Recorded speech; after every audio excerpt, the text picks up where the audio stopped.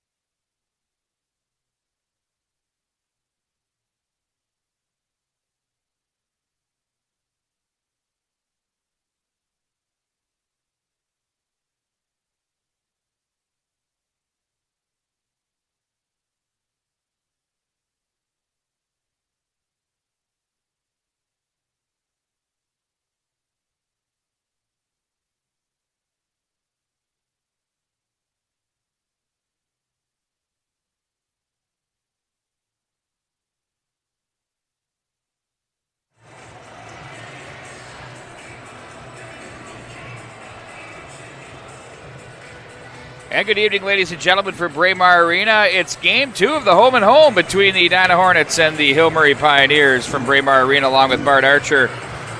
I'm Pete Wagner. I was going to say the venerable Bart Archer. As he's dialed in and ready to go, the Hornets and Pioneers, it was Hill Murray with a big win last night by a score of 2-0 over the Edina Hornets. Take a look at this. Edina has losses in 3 of its last 5 games. Hill Murray just 2 wins in its last 6. So 2 teams falling into, Bart, the prey of the rest of the Minnesota State High School League of winning some and losing some. Edina enters this one at 6-6-1. The Pioneers, meanwhile, 8-2-2. However, with that 2-2 kind of coming over the past few weeks. Well, the Edina swoon after the holiday tournament is right in line. But as you said, 2-3 in the last 5 games. Their wins coming against St. Thomas Academy and Chaska. But they played very well against Eden Prairie in the holiday tournament, so it's not like they're playing poor hockey. And last night they actually had over 30 shots on goal, but it was Remington Keppel that really answered the bell for this Pioneer squad. But last night the big players came to play for Hill Murray. It was Pierre that scored and Charlie Strobel that scored as well, so the 2 tallies are from their proven goal scorers on this team. But this Hill Murray team can skate. They play the right way. They have a nice mix of youth and experience, and their youth is very, very talented, so Edina's got their hands full at home tonight. After starting the season 6-0, the Pioneers then fell to the White Bear Lake Bears at Aldrich Arena by a score of 3-2.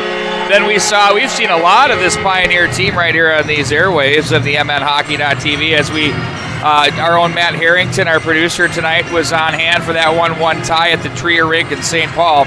And then it was off to the tradition at the Pick where they lost to Wayzata 4-3, defeated Clocasko Carleton 6-1, and then skated to a 4-4 tie at the St. Louis Park Rec Center. That, of course, was the ice day where there was ice everywhere. Yeah, that was a day that presented a lot of challenges for a lot of different teams, but everything seemed to kind of work out. But the Pioneers obviously very motivated. The only thing that really comes into my mind is just back-to-back. Edina's done it on a couple of occasions, not saying Hill Murray hasn't done it, but the second game of this kind of this home-and-home series, it'll be interesting to see how these teams respond. And I'm not worried about the physical fatigue, perhaps, more the mental fatigue, but we'll see if that even flirts into this situation. But Edina very motivated to get back on their winning ways, and Hill Murray's got something to say about it tonight. This promises really to be a good matchup, a solid pace, and just good fundamental hockey. Both of these teams are very fundamentally sound. Both teams work very hard. They're 2 directions, play 200 feet. Can't think of any other cliches to throw into it, but this is going to be Saturday night at Braemar. It doesn't get any better than this, Pete Wagner. Hockey night in Edina right here at the MNHockey.tv. I like it. Nothing better than that. Let's head downstairs now to Pat Milan for your starting lineups.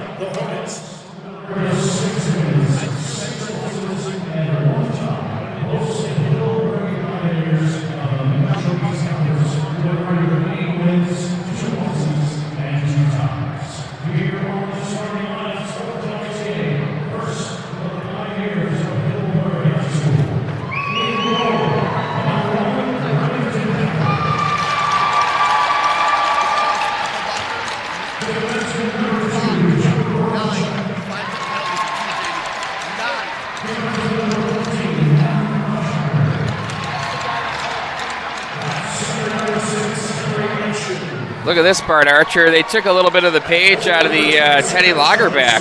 Oh, did they? Slow skates up.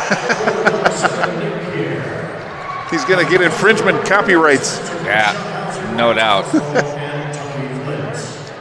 Now the starting lineup for Edina. In goal, number 1, Loudon Hogue. 2 sets of the best pads in high school hockey square off again. I'm going to give Keppel the nod on this one. I hate to say it. I love Loudon Hogue's pads, but those pads from Rem Keppel are just unbelievable. Wyatt Wurst with a fresh haircut, the flow gone.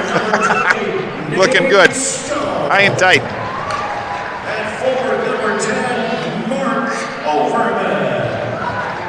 And in forward number 15, John Defoe. The head coach. We'll now have your national anthem for Braemar Arena. We're going to face it off here at a matter of about 2 minutes. Now, ladies and gentlemen, please rise and face the south end of the arena as the Edina High School Concert Choir leads us in our national anthem.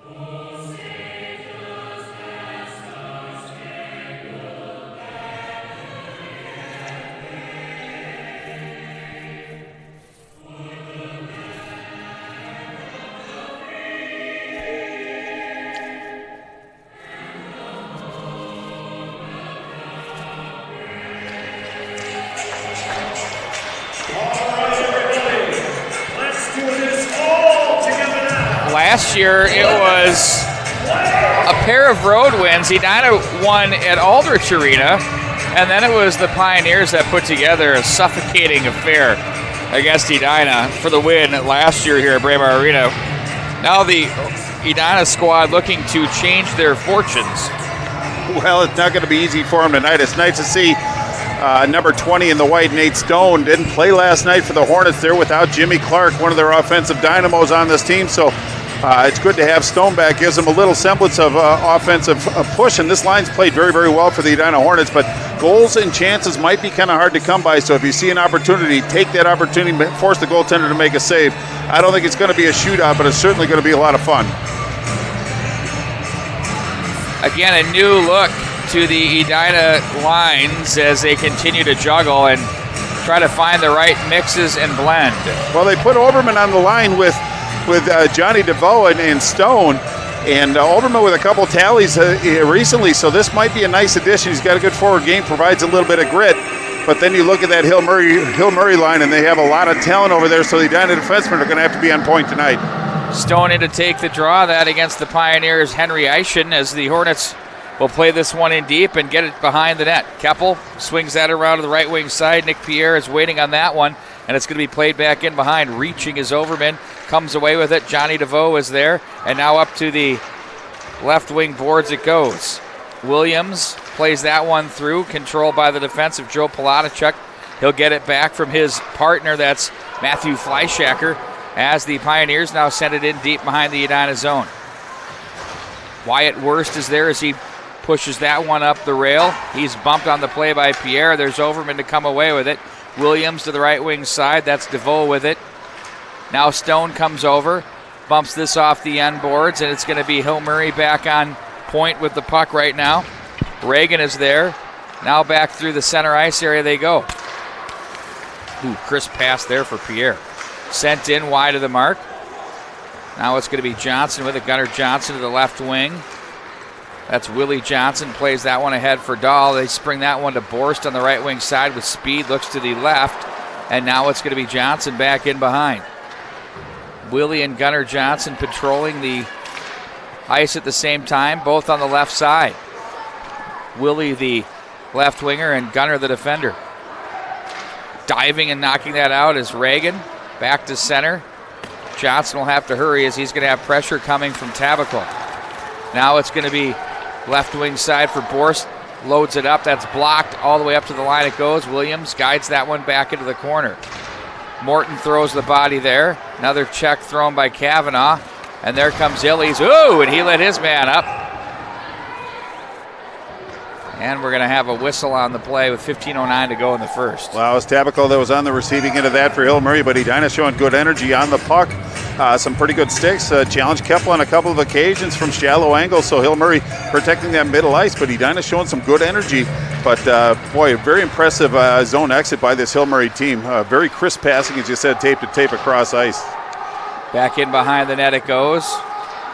Delayed off for Edina as they're going to have to touch back up. They do get out, but here come the Pioneers with the freebie out of the zone. Quast with it. Leaves that over. Blocker pad save off the Gruba shot by Hogue. Now it's going to be the Pioneers. Check that's Quast with it. Now back in behind. Kavanaugh lays the leather there. Edina bringing a physical edge to the game here tonight. Morton will send that one in. And then back out they go. That's center, that's on the stick across the line, and that's just offside of the line with Stone. Well, it was Johnny DeVoe that couldn't get out of the zone quick enough, got in a little bit deep, but Stone just had to make a decision, opted to take the whistle. Very quick line changes from both of these teams. Both coaches want to get everybody involved coming off the game last night, just get everybody breaking a sweat, engaged in the game.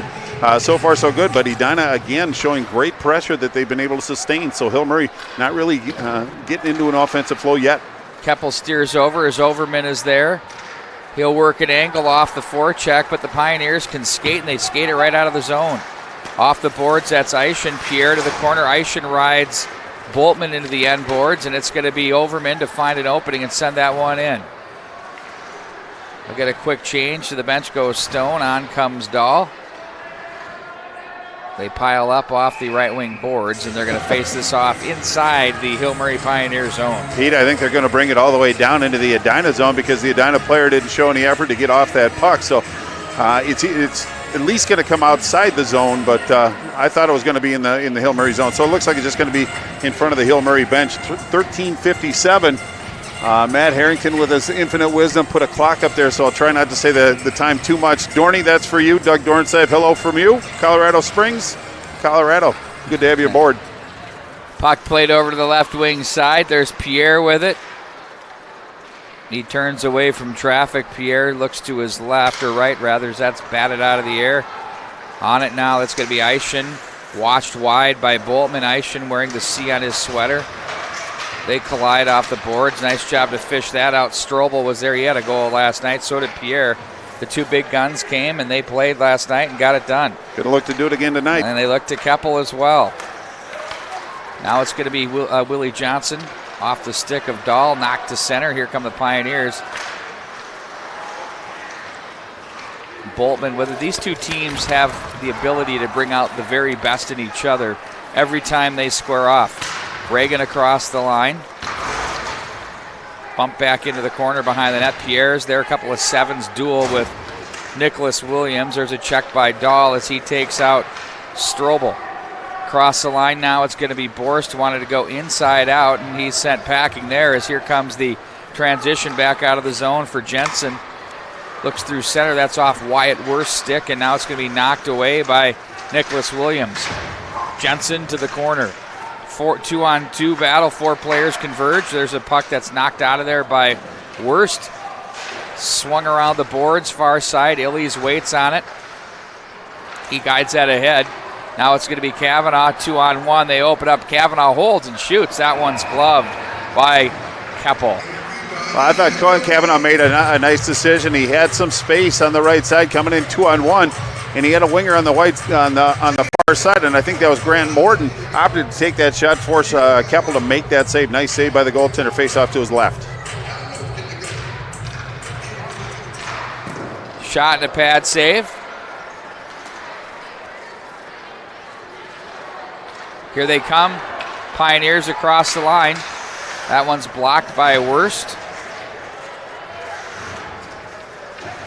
Jensen is checked on the play. Off the boards. Overman waits for it. Now a race up the left wing side. Has no play but to play that one deep as he is watched by Gruba very closely. Rung all the way around to the far side. The Pioneers. Ooh, a little overskate, little spinorama by Godbout. The French judge went with a 9.5. Wow. Boltman, that's the appropriate call. Now it's going to be back up on the stick of Johnny DeVoe from the right wing side. Crosses the checkered and plays that one in deep. Cut off by Keppel. Now it's going to be picked up by Matthew Fleischacker. 18 points on the season. They've got some points to spread around here. Well, especially on the back line. They have 55 points total, 11 goals from the back line on the Hill Murray team. Indeed it is. If you're getting that type of offensive production from your back line, it only helps the forwards. Well, same thing last year as well. Boy, talk about stating the obvious, Pete Wagner. In front, there's a chance that just misses the mark. And the net knocked off its post, but going to the net with authority. Well, that's what Edina's going to have to do is go to the net, work your edges, get in on Remington Keppel and try to force him into an uncomfortable spot. But Pete, in contrast, Edina's defense accounts for 4 goals, 14 assists, 18 points, only one on the power play. They play 2 different brands in that respect, but obviously Hill Murray can drive some offense from the back line, something Edina's going to have to be aware of. 11:04 left in this first period.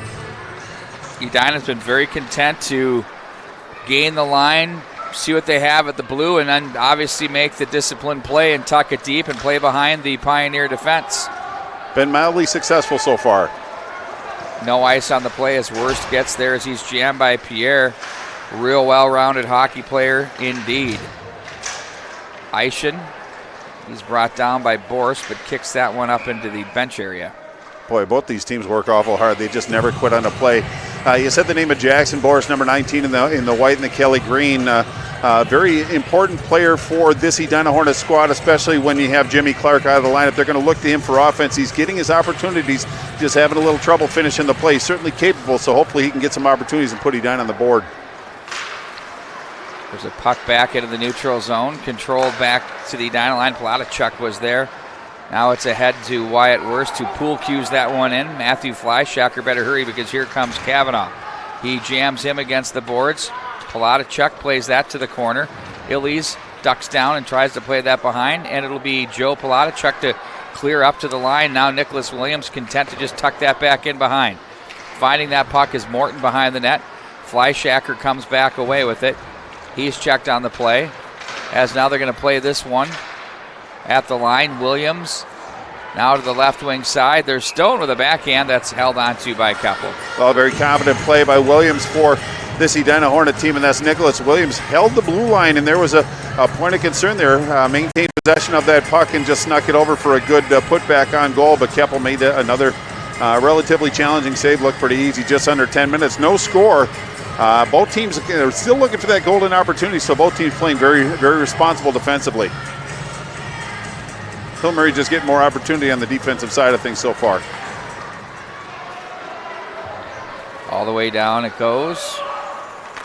All the way out it comes. Sent back in.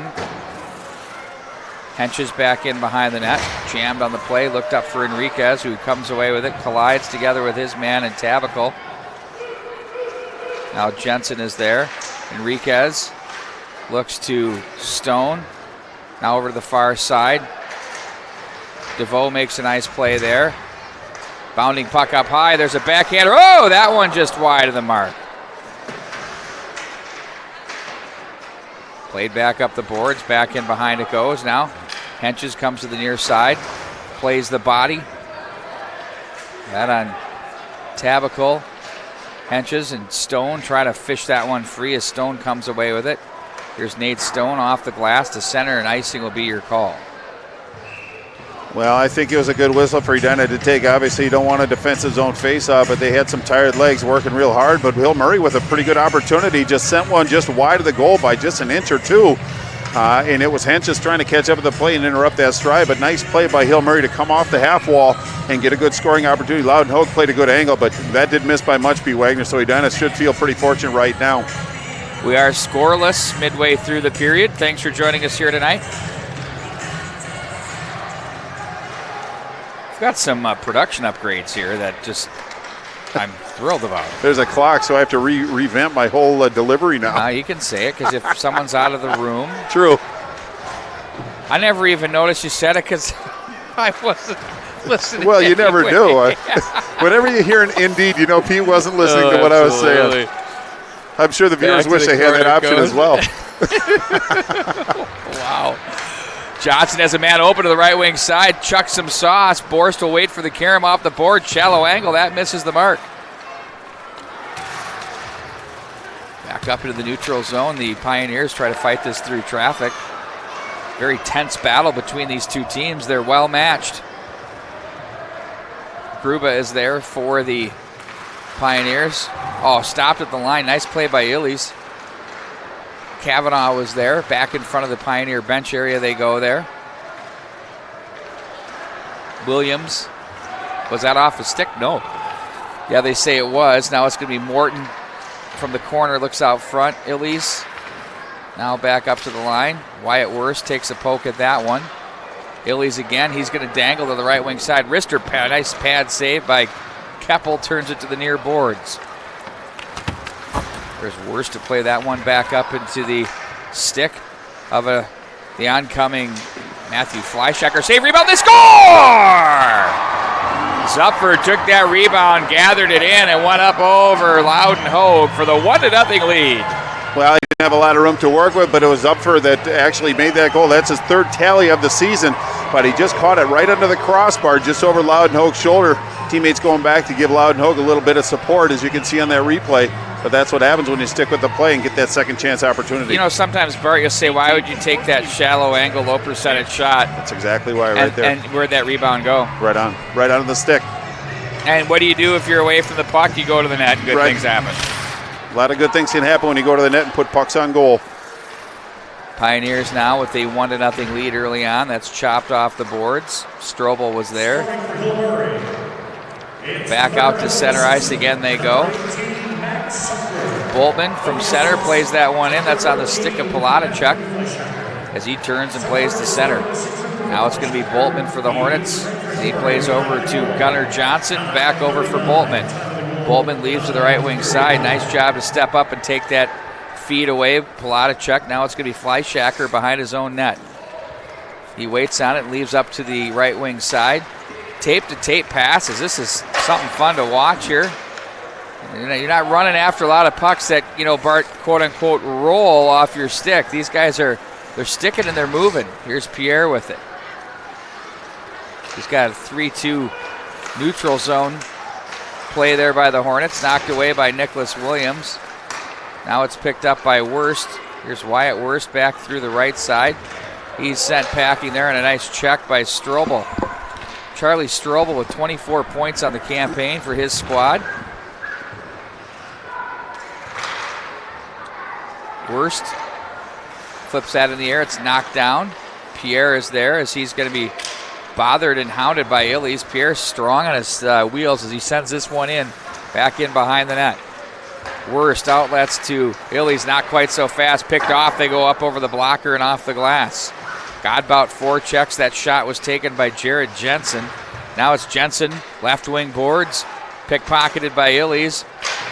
Coming across to support was Godbout. In deep he goes. Tabacle from the corner, wrapped up by Wyatt Wurst, and it's going to be taken by Godbout. Looks up to the slop, and that's picked off by Wurst, who plays that to center. The rolling puck will make it down for an icing call. Well, after that is up for a goal, it looks like Hillmurray's got a little confidence and a little energy as well. Edina kind of struggling a little bit, kind of get back into their rhythm. But it was a nice play by Wyatt Wurst just to clear the zone, get the puck down the ice, give them a chance to catch their breath and do a reset. But it's all Hillmurray the last minute and a half after that goal. Time of that goal was 9:39, but it's been pretty much mostly Hillmurray for the last 3 minutes. It's really interesting when you look at the two benches. The Hornet bench is all standing, and the Pioneer bench all sitting. Yeah, and that doesn't mean a modem for success or failure. It's just a contrast in styles and emotion right now. I think for Bill Lechner, his club is it's all about the little things that can keep you fresh. And if you're there, take the weight off your legs. Why not?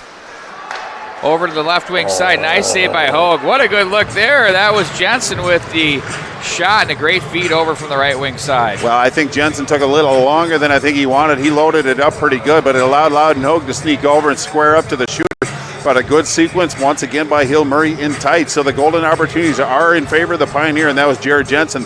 Almost tallied one, but nice job by Hogue, the goaltender for Edina, to keep that puck out of the net. Hornet D-zone coverage got a little dazzled by that play out of the corner, and they all kind of puck watched. Yeah, best seat in the house. Oops, forgot about the man in the back door. Best seat in the house. That's right. That's what I always say. Don't become a fan. The fans sit up in the green seats. Back behind the net it goes. I love these home and homes. We've seen a few of them. Oh, look at that. Racing up the left wing side with speed. Little inside out. On that move, that was Nick Mountain as he brought some serious wheels. Now it's going to be Borst in across the line as he plays that one in. Jams off the end boards. Fleischacker is there. And they're going to guide this back in behind the net. Hogue will set up. Now it's going to be Nicholas Williams with it. Pioneers, great posture through center, took it away. Nothing they could do there, but that gets deflected by Morton. Nice play. Palatachuk plays to the corner. The big check thrown there. Palatachuk gets it back. Now it's Kavanaugh jams him. Wyatt Wurst gets it back. Good decision to play that in on the tape for Morton. Delayed penalty coming up, and that's going to be on Illies as he's going to have a tripping call. Either on Illies or Morton, one of the two, but it's going to be an Edina infraction nonetheless. Just got the sticks under the skates. Right, Morton. Well, it was kind of an effort play, just got a stick in the wrong proximity, but now with 3:41 left, it's going to be a power play for this Pioneer squad. You can see it right there. That is indeed an infraction. When you start checking with your stick, the ref's arms are going to come up. Bart Archer approved. Yes, indeed. I put the stamp on that one, but now the challenge is in front of Edina. But the Hillmurray power play, about 37%, so very, very effective. Penalty kill for Edina, 86.1. So two solid special teams going to go at it here. Bob Gibbons on board again. Hello, Bob. Do I say Marietta, California, or do I say Anaheim so people know really where the hell he is? How about Marietta, a suburb of Anaheim? That's a little too much to spit out. But, yeah, he said in my note to me that you're in mid-season form. I don't know if that's good or not. Well, I think it's really good. I think Bob's been one of our best Fleischacker supporters is there. overall. I mean, you go back to Love having him with us. 2006 with him. Yes, sir. There's one. I mean, we do. One does. Right. Well, he's a Pioneer guy, and obviously I'm Fleischacker. unbiased. Nice save by Hogue. Just not touching it.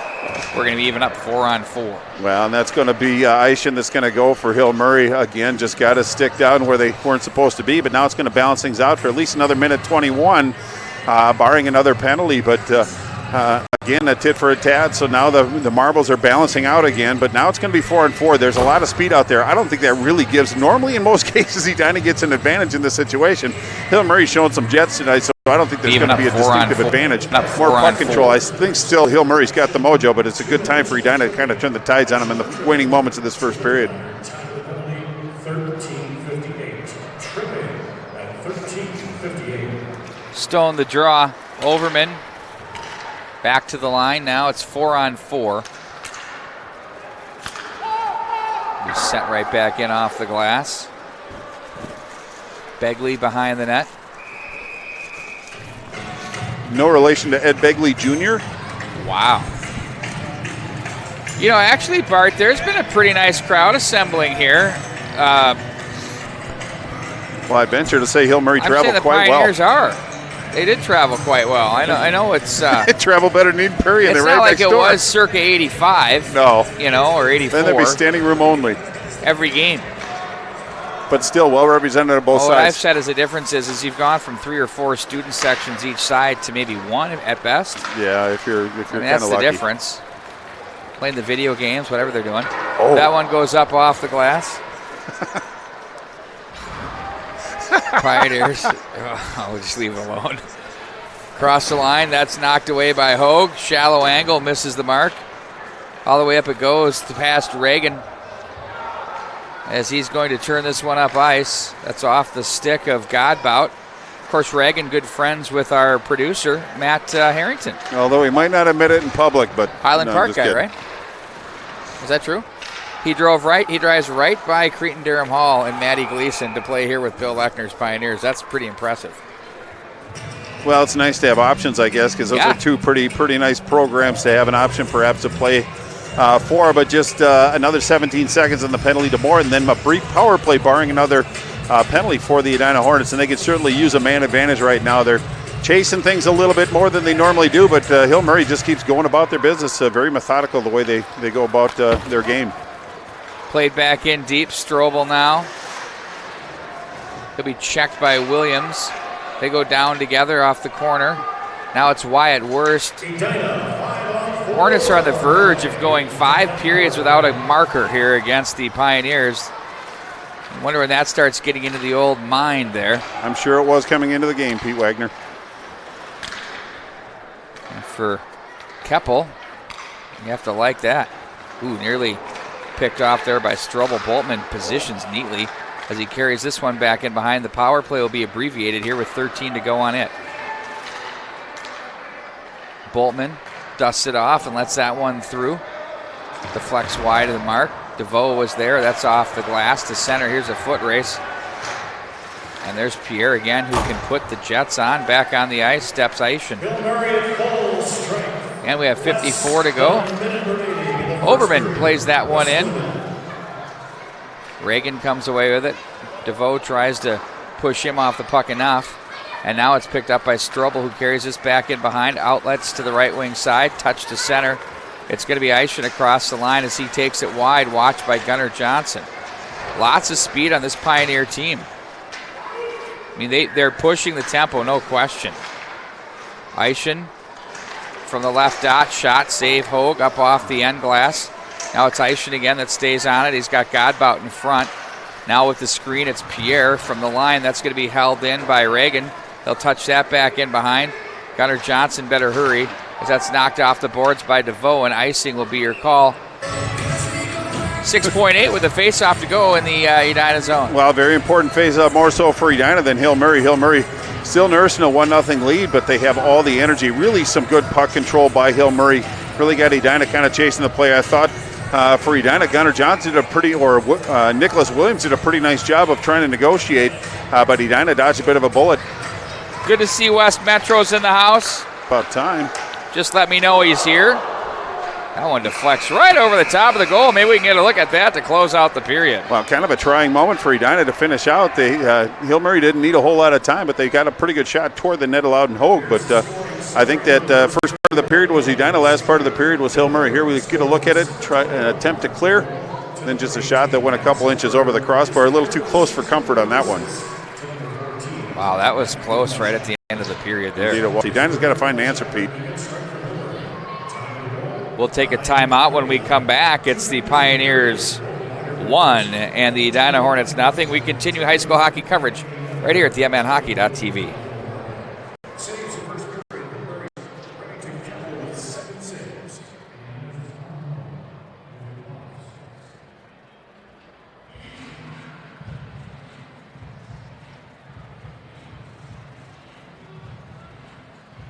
Hockey continues on the MNHockey.tv, and we're proud to bring in the man, Chad Schumacher from Tradition Wealth Management.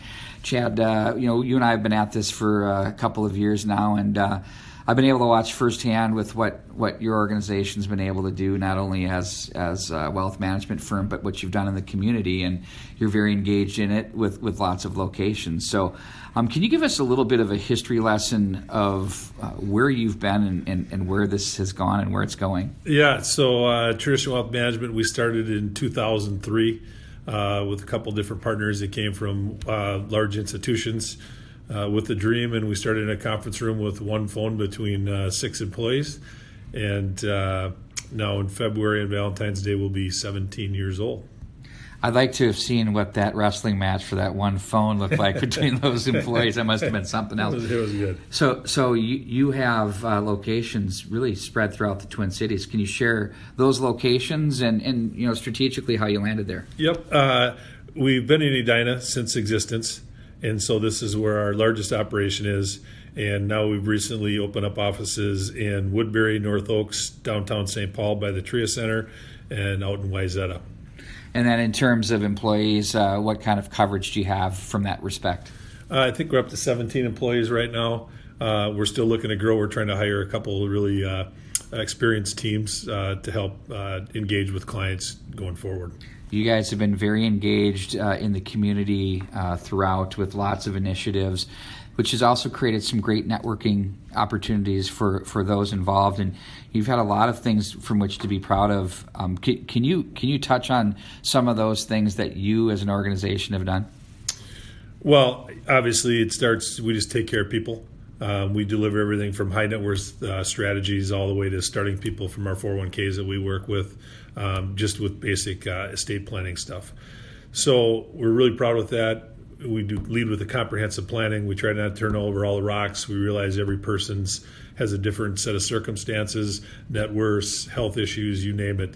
But we try to create a private family office for people who don't have private family offices and help them with all the investment advice that we can give them. Well, it basically answered my next question of why are you unique, and I'm sure that's pretty much the key thing, right? Yeah. I'd say, most people hire us. When we're managing assets for people, we're normally managing all the assets that are be able to be managed, and just take their unique set of circumstances and build it to the plan that makes sense for each client we deal with. We have tons of people out there that watch these games for real, and they all have needs, and I'm sure they're going to want to be able to get a hold of you and your team somehow. I would highly recommend that. What's the best way to reach out to get a hold of you and your team here? I'd say just call my number. I'd be glad to talk to you and get you in touch with the right person from the right office. My direct line is 952-563-6504. Chad, thanks a lot. Let's get back at it. Some more hockey action coming up. Thanks. Appreciate it.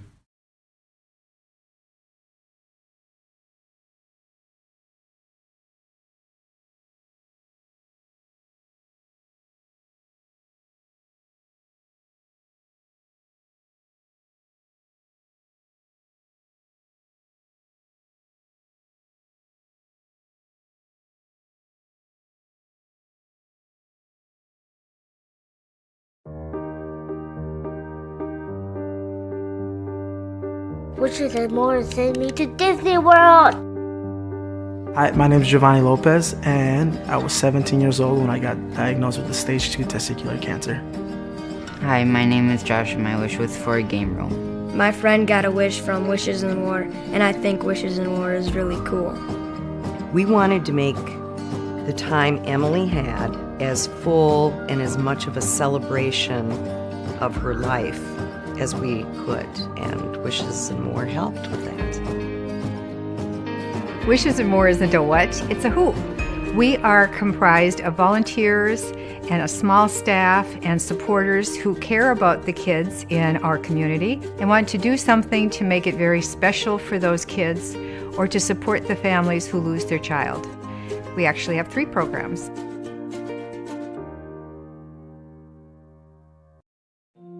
Hi, I'm Christy, and my daughters were Abby, Rose, and Sarah Ann. We were introduced to Wishes and More when we were inpatient with Abby at University of Minnesota Children's Hospital. We made the change to have a play set installed in our backyard and have a special reclining swing for Abby that all of her medical equipment could be attached to. And within 10 days it was installed and we were playing on it in our backyard.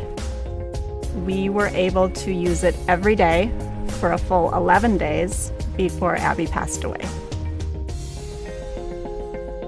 Josh's wish still continues today because there are so many times where Josh just can't do what everyone else gets to do, and as normal as we try to make his life, it just isn't a normal life.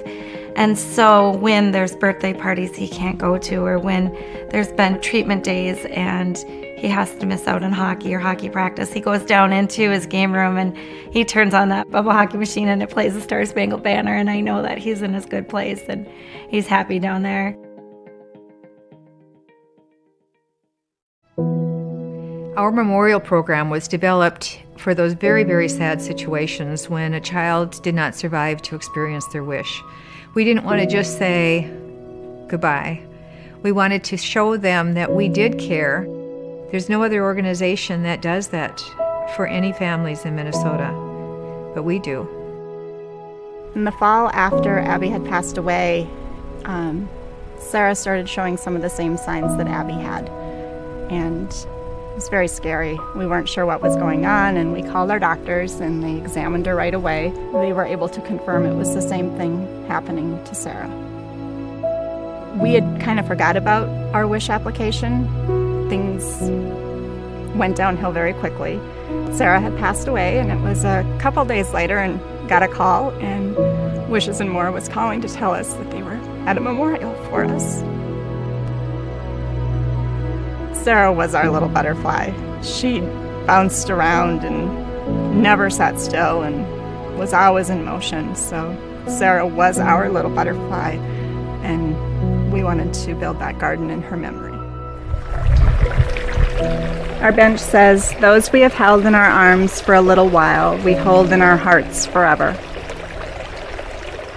You know, that saying almost can be our saying for Wishes and More, because it's the same thing. When we hold these families in our arms for a little while, we actually do hold them forever, Christy. I mean, you know that we do. We hold them forever and hope that they feel that. And we're so grateful for what you've done in talking about Wishes and More and how brave you are to talk about your girls.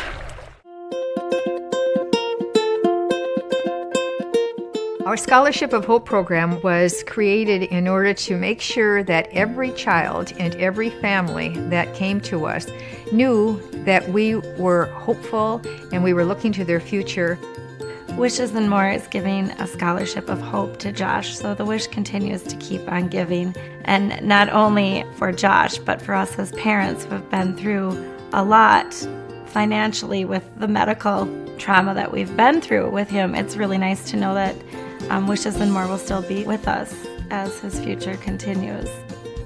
My wish for Wishes and More was a shopping spree. I really wanted a MacBook. I knew I was heading off to college. I knew I needed a good computer to work. I got my little sister a dress because her 3rd birthday was coming up, so helped my parents out with that and got her a little dress. And I bought my little brother some shoes that they really wanted. And not only did Wishes and More grant me a wish, but they also gave me a scholarship of hope, which was $1,000 towards any college of my choosing. I come from a low-income family, so I knew that I either had to keep working to go to school or find some way to pay for college, and that Scholarship of Hope really helped me out and my family. You asked who Wishes and More is? Wishes and More is you.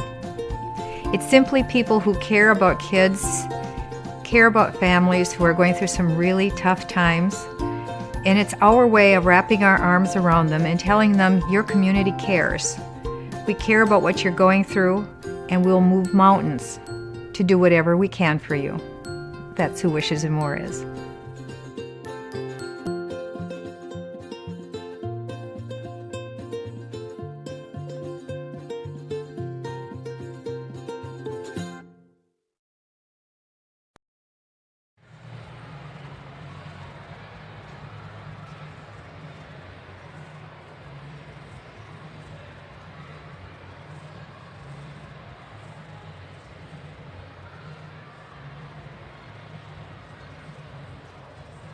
Too heavy? Try it.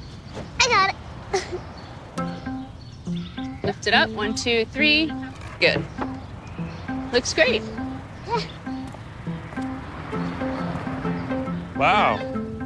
This looks amazing. Can I help you make a few? Sure. You sure? Uh-huh. Hi, I'm Derek. Nice to meet you. So how long have you been doing this? 2 years. 2 years. So you're an expert. Yes. You do one with my name? Sure. D-E-R-E-K? D-R-E-K. D-E-R-E-K. D-E-R-E-K? Yes. Uh-huh. What's the ultimate dream for your business? I really wish I had more bracelets to make every single day. What do you do with the money? We have this hunger project that I give back to the kids that don't have enough money to buy food. So the more bracelets you make, the more money you raise, and then the more kids you can help out.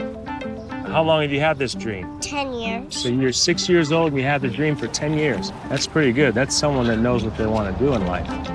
Yeah. Okay, now, what do you think about this? Ooh. Pretty good? Yep. Okay.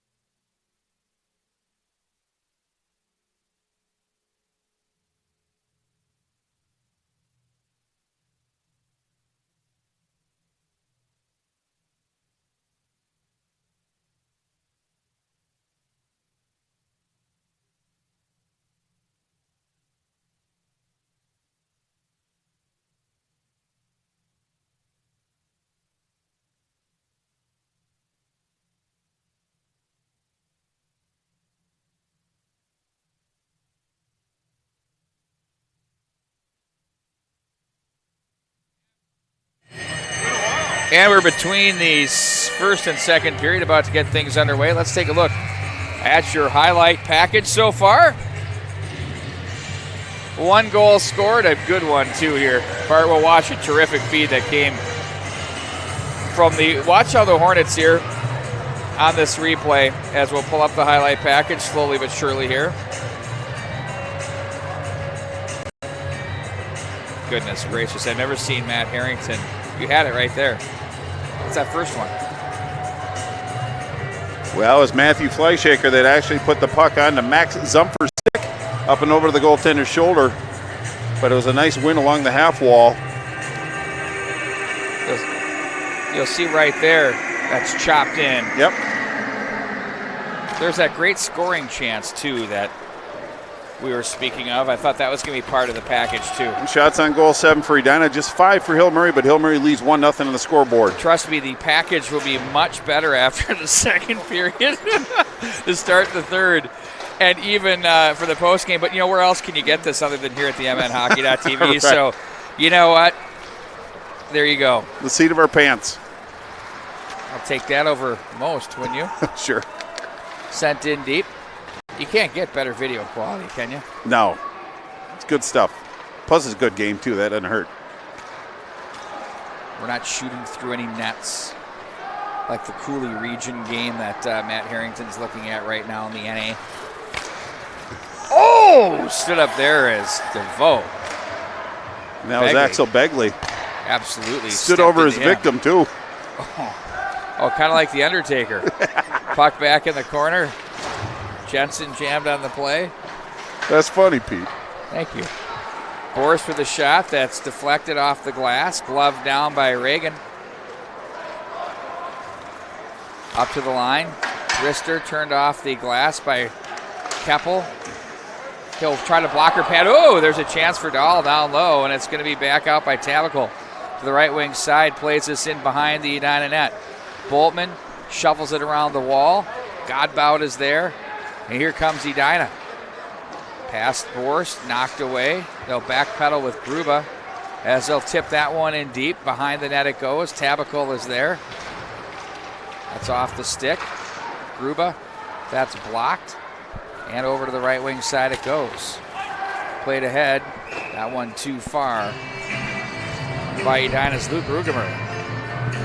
Well, I'd like to give a warm and special welcome to Martin Clough from Liverpool, England. We appreciate you being with us, Martin. Great to have you aboard. Oh. And Doug Dornsipe is back with us. We put that clock up just for you, Dorney. Good to see that Jeff Johnson's in the house right now. All smiles right now. It's a who's who. Look at him. It's like, okay, we can start the night now as the couple of the century are here. Both the coaches gave him a tip of the cap. It's too classic. You can't make it up. It's good stuff. Shoveled to the line. That's blocked by Gruba. Held on to by Loudon Hogue as they battle up along the side of the cage there. Well, there's some pride on these teams. Nobody wants to take a shot without some sort of response, but it was a good shot by Gruba. Nice low shot. Very easily managed to redirect by the forwards, but it was Loudon Hogue that did a nice job of tracking that puck, holding on to early in the second period. Hill Murray up by 1. 14:48, as you can see, left in the second period. Offensive zone faceoff for this Hill Murray Pioneer squad.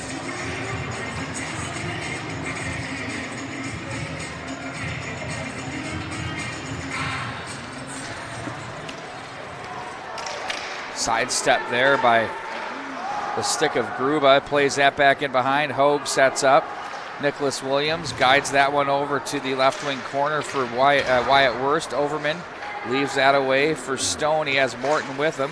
That's blocked by the defense. Stone plays this back into the corner.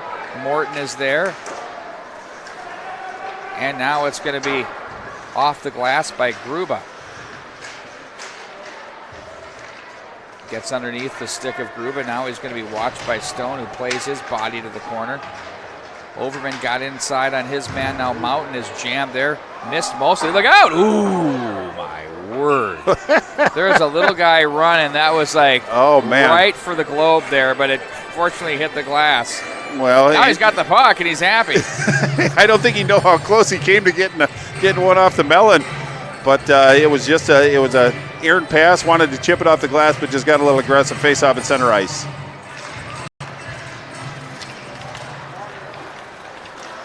Chuck plays the center ice. Strobel back ahead it goes. Dahl comes away with it. Lays that over for Borst. Borst is watched the corner by Palatichuk, and that's going to be stopped and held onto by Keppel. Well, it was a nice job by Dahl to get the puck onto Borst's stick. A right-handed shot coming up the right side. Normally plays the left wing side, so he got into a shallow angle. Tried to go short side on Remington Keppel because he did have some support down the way in Willie Johnson, but nice job by the Hill Murray goaltender to hang on to that. Otherwise, it could have been a pretty significant second chance follow-up. Puck played back over to the right wing side, sent in by Eischen. Fleischacker plays that one on the stick of Strobel, finds Pierre, back to Strobel. He'll angle, glide his way in, back behind the net. Boy, he can move so silky smooth. And Eischen did a good job of blocking Boltman out to give him some more space. Dahl with a nice feed to Boltman across the line. That's picked off. There's a quick blocker pad save. That was gathered in now by Johnson. Now Boltman, the big slapper, gloved and held onto by Keppel, as that one was bringing some rain. Well, indeed, he had to get that off in a hurry. It was Charlie Strobel that was closing in pretty quick. Normally, Boltman just goes with a quick wrist shot to get it on goal, but he wound up on that one. But Keppel just under the crossbar up in the shoulder area snared that one with his glove. I love the zone exits by Hill Murray. Very methodical, very calm as well, even with that tenacious Edina forecheck. So Hill Murray getting out of their zone with some efficiency. Edina's going to have to address that. Now it's going to be Nicholas Williams with a wrister. That's turned aside by Begley of the Pioneers as he'll come back up to the right wing boards, plays to center, and back into Hill Murray territory it goes. Reagan, glass, as that one's played by the Hornets, sticks at center. Wyatt Wurst brings that one back in behind. Jumped on the play as he got rid of it was Reagan. He finds his man in Begley, who plays to center. That's going to be Illies to play that one through. Overman off the bench. Stone now watches his man. And here they come back in across the line. Overman pulls it back to the forehand. Stick save Keppel. Williams shot misses the mark. The big carom all the way through center ice. Back into the Edina zone it goes. It's going to be Wyatt Wurst to take the puck set up by Hogue. Ooh, that got a little scary there. A little bit. Back in across the line. Williams with speed and on goal. Muscle move to the net. Keppel the save. Oh man, has he been good. Whether it's redirects or power moves like that, he's been stopping them all here. Now it's 4 straight periods of shutout hockey against these Edina Hornets. House is there as he's checked. Back over to the far corner it goes for Gruba. He'll flip it high in the air to center. That's off Stone. Henches now will regroup back in. Plays this one. Nice pass up to Overman. Ooh, that was nifty. Over to the right wing side for DeVoe, who's going to tuck that one back in behind the net. Now they're going to outlet over. Henches steps up and cuts that off. Slings it right back into the zone. Nice read by the youngster. Back from the left side. Ooh, they had a man. That's Dahl, just missed his stick toward the slot area. Chopped away there by House. Glove down by Henches. Fights off the battle. Tries to keep it alive at the line. Now that's going to be knocked down by House and sent right back in by the Hornets. Behind the net, played back around. That's going to be House with it. He's checked on the play. And now through center they go with Michelson. Michelson takes it wide. Leaves off to a trailer. That's going to be stopped by the stick of Dahl. There's a shot in on goal, and that's handled by Hogue. Well, a lot of play down in this Hill Murray zone, but it's Remington Keppel that makes those first saves. I like where he puts the rebounds, too. They generally don't sit out on a doily in the scoring area. They go into the corner or in an area of safety to a certain degree, but then it was Hill Murray that came down. Pretty good shot on Loudon Hogue. 10:43 left. Hill Murray still holding on to that 1-goal lead, but Edina's starting to show a little bit of life and a little bit of offensive rhythm. Now they have to sustain it. Controlled by the Pioneers. Rister, that's in on goal as the Pioneers look to sustain their version of offensive zone time as that hops under the stick of Palatichuk. Keppel wearing sweater number 1 plays that off to the near boards. Waiting on that's Mountain as he's stopped by Morton. They'll tuck that over to the boards. Coming across from right to left on that play was Quast. Someone took a stick. I believe that was Boltman up high. We could hear his displeasure. Now Fleischacker with it. Well, he just blew up Eischen, too. Good legal check. Now had Illies hounding on him. Now it's going to be pulled away by Mountain. Leaves off to the right wing side for Pierre. Pierre dances up high. That's off the stick of Eischen to the corner. He looks to wiggle his way away from Stone. Now it's going to be Stone to come up with it. Looks to the right wing, instead goes left. That's off the stick of Morton and back into the hands of the Pioneers. Sent back through across the line. Pierre can dangle. Ooh, he just pushed that one wide. He can shoot it too. Overman waits on this one. Works his way to center. Guides that in behind the net. DeVoe's there waiting for him. He's stood up on the play by Palatichuk. Now it's going to be Overman. Angled by Palatichuk. Overman now bumps him. 1-on-2, but here comes DeVoe to try to help out. To center it goes. It's going to be in on goal. It's going to be Keppel to play that one off. Fleischacker is there as he's going to calmly take it from right and then bump off the boards. Palatichuk finds Strobel in stride across the line. Strobel watched closely by Wyatt Wurst, who almost got 2 points for the ride and the takedown. Played it perfectly, though. I don't know what the numbers are there, but yeah, nice play. Sent right back in. Williams is there, plays that one up high for Overman, who plays it down. Nice job with the stick to keep it alive by Begley. He'll play this across line. Oh, Strobel with a nice dangle, but he's shivered by Dahl on the play. Back up to the left wing side. Quick moving second period here. 8:28 to go in it. Not many whistles. Well played hockey game between these two clubs. Dahl off the boards for Johnson. Shovels up high in the air. Batted away there. Now it's going to be the Pioneers to turn away from traffic. Begley goes near side for Reagan. Loses the handle. He's going to run into Borst. It's a puck sent back in by the Hornet defense. That's Nicholas Williams. Nice play down the wall for Morton as he's going to crash down on the defense now with Begley, who's jammed. Kavanaugh, they let that one go. Tabacol with it. Tabacol plays this behind the net. Hogue will poke that one. And there's a quick shot that's knocked away by Edina. That came from the left point of House. Gloves it down. Leaves up to the left wing side for Godbout through the slot area. And there's Tabacol. Nice jump in the forecheck here for the Pioneers on this shift. That looked like it got knocked off from behind there, and it did. Well, I think Edina needed that whistle. Hill Murray just seems to be in the right position, making Edina working awful hard. Edina content to just do the flip-up pass on the cross side, but it's Murray that understands that play. They've jumped up twice, intercepted that route, and turned it back up on the Edina Hornets. So Edina's going to have to find a different way to kind of manage their way through that neutral zone. But Hill Murray not giving this Edina team a lot of room to move. Edina's playing pretty responsible in their zone, protecting Loudon Hogue, but a lot of zone time for this Pioneer squad.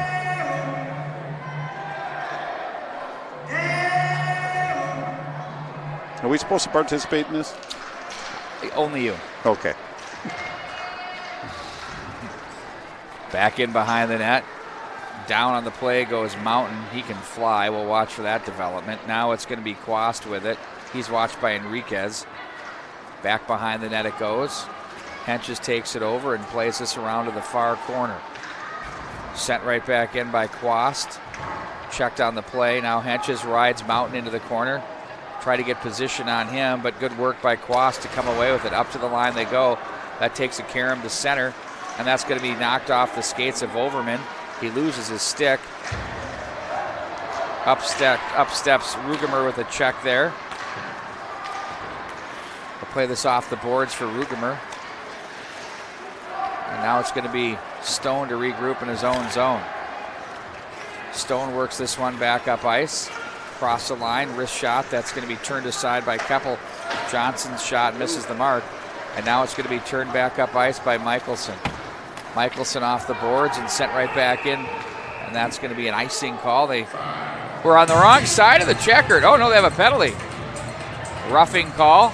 I didn't see it, did you? Neither did I, and it's going to be Boltman. Looks like it's going to go. I'm not 100% sure, or else it's going to be on Hill Murray. And if it's on Hill Murray, I think it's going to be Zupfer, the goal scorer for this Hill Murray team for roughing. So Edina gets a break, 6:19 to go in the second period.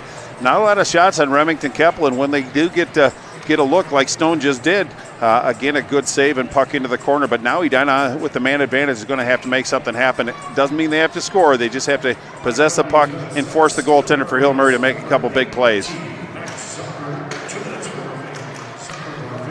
Now it's going to be Williams with it. One-timer, deflected, turned aside. Hard off the boards. Boltman is there. Oh, look out. Nice play by Pierre as he wins the battle. He's got Strobel. They're dangerous. Strobel scores! Oh, a shorty And it's 2-0 Pioneers. That's a backbreaker there with 6 minutes remaining in the second period. Well, indeed it is, and for Strobel, that's going to be goal number 12, so he's at the dozen mark, but still 142 left in the penalty on Hill Murray, but obviously +1 on the ledger being a man down is not a bad situation. But you look at the forward talent in the defensive core on Hill Murray, even though you're on the power play, you still have to mind your defensive responsibilities, but it was Boltman that got caught on the forward blue line, and then they just came down with numbers and just overwhelmed. Loudon Hogue did everything he could side to side, but it snuck under his pad. 2-0 now, shorthanded goal for the Pioneers. Edina's got to answer. Well, that was just Nick Pierre winning a battle at the line. And, you are correct. You know, he does so many things right, Bart. Well, and he's strong on his skates. Not big in stature, but he's very strong on his skates, can play the heavy game, but he's got the hands of Silk. He made an effective play. And not Dave Silk. I'll say the thing about him is he's strong from ankle to hip to ankle. Indeed. And that's what you That's want. where it counts, man. Play back in behind now. Fleischacker. Borst gets that up to the line. Williams plays this one over to Boltman. Now Borst loads it up. Shot and a save by Keppel. Hangs on to that. Doesn't leave any extra change around for anybody to gather in. And he looks very calm doing it, too.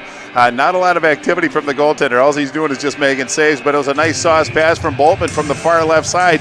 Put it right on the stick and put a good shot. Jackson Borst, again in the scoring area, put a good shot on goal, but nary a rebound by the Pioneers. Just 104 left in the penalty to Zupfer for the Pioneers.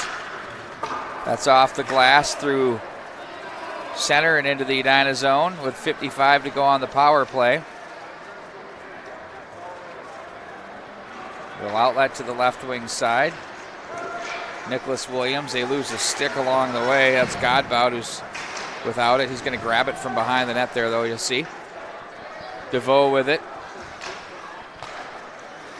Gunnar Johnson now for Nicholas Williams. Left side they go for a quick shot by Overman. DeVoe wanted the deflection there. Reagan. Now Overman. Rotated over to the near side. Gunnar Johnson. Now Williams. Overman's shots deflected. Found there on the stick and sent the length of the ice by Jared Jensen. Well, just 8 seconds left. Perhaps one more rush for this Edina Hornet squad, but doing a good job of really keeping the play to the outside. The Pioneers are doing, being a man down. Very effective. Now it's Johnson with it. Off the boards. Handled by Fleischacker. Now they'll dangle through traffic. Strobel picked up and sent in by Eischen. Shot and a save by Hogue, and that's hung on to by him. Boy, that was a really big keep by Eischen to keep that puck in the zone and allowing them to turn it back. Didn't get a great quality shot, but at least turned the play back up into the Edina zone, forced the goaltender to make a save. Under 4 minutes, this is kind of the point of the game where both teams want to finish very strong, stay out of the penalty box, don't give up any glorious opportunities. But we'll see how this next 4 minutes goes, but it's going to be very exciting, I promise you that. Emmett Worston to take the draw against Eischen. Goes back in on goal, and that's handled by Hogue. It's the first time we've said Emmett Wurst's name all night long. I was going to say, tied for the team leading goals. Noticeably absent, and he's been a very effective player when he's been on the ice, but it's good to see him showcasing his skills, trying to help his blokes get on the scoreboard. But now it's trending into 5 periods without a goal for Edina against this Hill Murray team. I know Hill Murray's good on the defense, but hence my goals point there, Bart Archer. Absolutely. Wurst will play that one in. Just dovetailing off it, Pete Wagner. Pull out a check for those that didn't quite pick up on the subtleties. Right. Back at center it goes. Strobel. That one's going to be played back off the side of the net. Wurst will fish off the end boards. Bumps it. Then knocked back over to the far side. It's going to be Illies who comes away with it. He turns away from traffic. They're going to play this back in behind. Boltman is there. Now Wurst fishes this off the left wing side. Plays that one ahead for Kavanaugh. At the line, but not out. Now Kavanaugh gets his stick in on Tabacal, who is working it down the line. Pierre is there. That was Eischen, rather. Hornets now just looking to break out of the zone as this Strobel line has been getting it done here. Now it's going to be on the stick of Wurst as he plays that off to the right wing side for Illies, who works it deep, rattling puck. Oh, he somehow pokes it through. Backhand, nice save there by Keppel to stay on that. Great effort by Ellis on that one all alone. I mean, he just kind of kept going. Yeah, he did. Managing his way through traffic. Maneuverability. Back out. Down goes Dahl. What did I miss? Nothing. Bart Archer's full. What did I miss, man? Nothing. Just when Dahl went down, it struck me as funny. It reminded me of Saturday morning driving.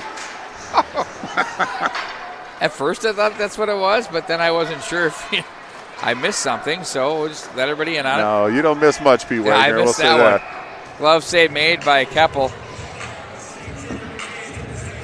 Keppel with a 1.39, but this is the number that jumps out at you, Bart. 941. It's a real number. Yeah. I mean, when you're knocking on 95%. And you played Edina, and it actually grew. So it was, I think, 9.9. And continues to grow. 3.2, but it's just getting better and better. Wyatt Worst shots deflected. He does have some support, though, out front. I will say that. Well, you don't get a lot of extra looks offensively against this Pioneer team. However, at the Tradition of the Park, we saw St. Michael Albertville give this team everything they could handle. Yep. And in a different look type of game. But this Pioneer team is very sound. Edina is as well. There's a shot. Oh, and Keppel makes the pad save. Good Look save where the there. puck went, too, after the save. Right where you want it. Absolutely. Chipped off the glass by Begley. Time winding down here in the period as it's played over to the right wing side. An opening is found, and icing will be the call as we'll bring it back into Keppel's zone to the right of him in Hill Murray territory. Well, we've sang the praises of Hill Murray's defense, and they're not perfect, but they're playing almost perfect. But when they do have a breakdown, they have a good goaltender that'll kind of bail them out. When the wheels start to wobble on the Hill Murray bus, the goaltender's there, and it makes you relax a little bit, not as far as intensity, but you're not afraid to make a mistake when you have somebody like Remington Keppel as your backstop. Same with Loudon Hogue as well. Goaltenders, with these two teams kind of going through a little bit of a flux, you rely on your goaltender quite a bit, and both goaltenders are answering the bell. Loudon Hogue's numbers are getting better as this year goes on as well. Whose pads are better? I said Rem Keppel's, and that's not to begrudge Loudon Hogue's. I think they're the best I've seen. Hard to argue. Hard to argue. I gave you the ever, NHL or here. No, I hear you. I mean, that's a huge. This is a guy who's an equipment. Well, I actually picked a Pioneer over a Hornet. That doesn't happen very often, does it? I don't understand what happened here.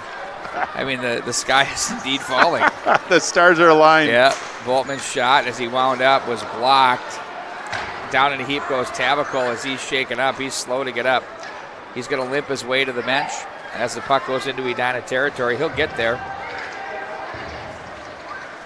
He looks like he'll be fine. Just he bruised. looks just dinged. We hope he comes back. It's easy to sit up here and say just bruised. Right. 2-on-2 from the corner. A very important player on this team, so we'd like to have his skills back on the ice. Pioneers to the line. Fleischacker plays it through. Now it's Borst from the right wing side. Plays that toward the top of the slot area. It's going to be Pierre with it. Puts on the brakes as he dances over to his left. He looks up ice. Doesn't like it. They're going to wind this one down. Fleischacker off the boards. Pierre takes got a little nonchalant there as DeVoe closed in on him. And that'll do it for the second period. And a good one for the Pioneers. They score another shorty to extend the lead now 2-0. Well, indeed it is, and they're showing that they're a pretty good front-running team, too, protecting the middle of the ice, protecting their goaltender, but still forcing Loudon Hogue to make some saves. So good period by the Pioneers. I think Edina showed up. I just don't think that they set out to take that cipher off the scoreboard, so they still have some work to do on that. But two good shots down for the Hornets, but Hill Murray is just playing a very methodical game, so this third period should be phenomenal. Don't go away. We'll hear from our partners as we continue tonight's coverage, presented in part by Tradition Companies. You can check them out at traditionco.com, and also American Family Insurance. That's amfam.com. We'll be back with more right after this. Too heavy? Try it. I got it. Lift it up. 1, 2, 3. Good. Looks great. Wow. This looks amazing. Can I help you make a few? Sure. You sure? Uh-huh. Hi, I'm Derek. Nice to meet you. So how long have you been doing this? 2 years. 2 years. So you're an expert. Yes. Can you do one with my name? Sure. D-E-R-E-K? D-R-E-K. D-E-R-E-K. D-E-R-E-K? Yes.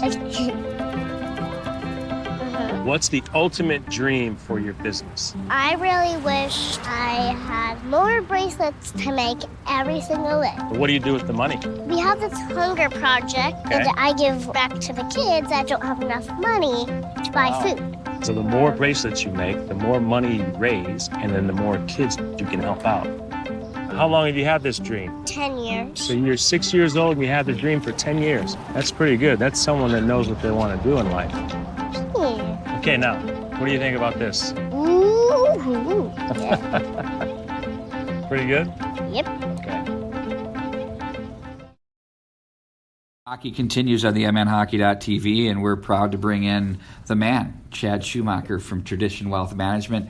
Chad, you and I have been at this for a couple of years now, and I've been able to watch firsthand with what your organization's been able to do, not only as a wealth management firm, but what you've done in the community, and you're very engaged in it with lots of locations. So can you give us a little bit of a history lesson of where you've been and where this has gone and where it's going? Yeah, so Tradition Wealth Management, we started in 2003 with a couple different partners that came from large institutions with the dream, and we started in a conference room with one phone between 6 employees, and now in February on Valentine's Day we'll be 17 years old.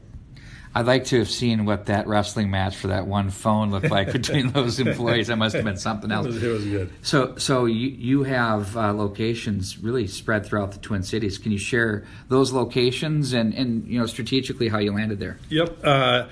We've been in Edina since existence, and so this is where our largest operation is. And now we've recently opened up offices in Woodbury, North Oaks, downtown St. Paul by the Tria Center, and out in Wayzata. And then in terms of employees, what kind of coverage do you have from that respect? I think we're up to 17 employees right now.